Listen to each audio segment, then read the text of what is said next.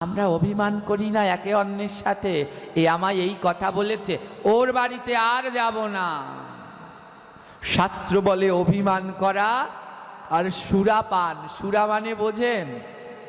সুরা শব্দের অর্থ কি? মদ। মদ খাওয়া একই কথা।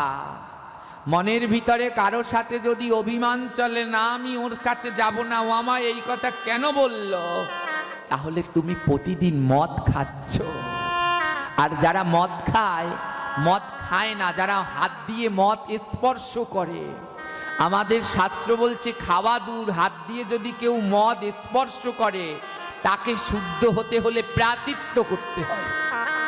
প্রাচিত্য মানে বোঝেন? প্রাচিত্য কখন করে বলুন তো মায়েরা?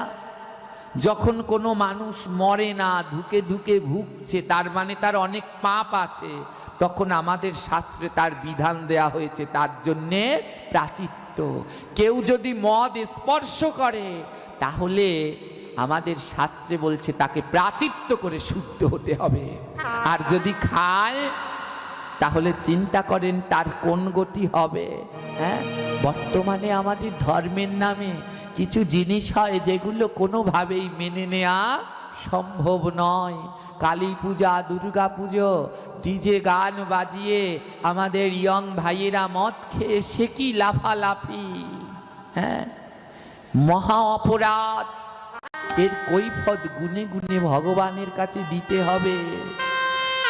কালী পুজো, দুর্গা পুজোর জন্য চাঁদা আনতে গিয়েছো, কালেকশন করতে গিয়েছো, গিয়ে বলছো ওইখানে মন্দিরে মায়ের পুজো, কিছু দিন হয়তো কোনো মার ঘরে টাকা ছিল না, 10-20টা টাকা রেখেছে ওষুধ খাবে, যেই শুনেছে কালী পুজো, ওষুধ না খেয়ে 10-20টা টাকা কালী পুজোয় দিল, আর সেই টাকা এনে মদ খেয়ে লাফালাফি করছো।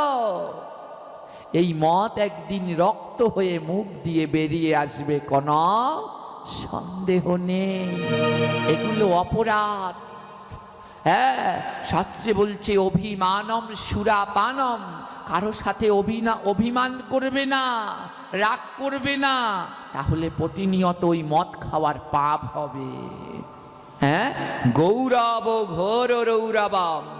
আমাদের শুধু গৌরব, আমার এ আছে, আমার ও আছে, আমার সমাজে এই প্রতিষ্ঠান, আমার সমাজে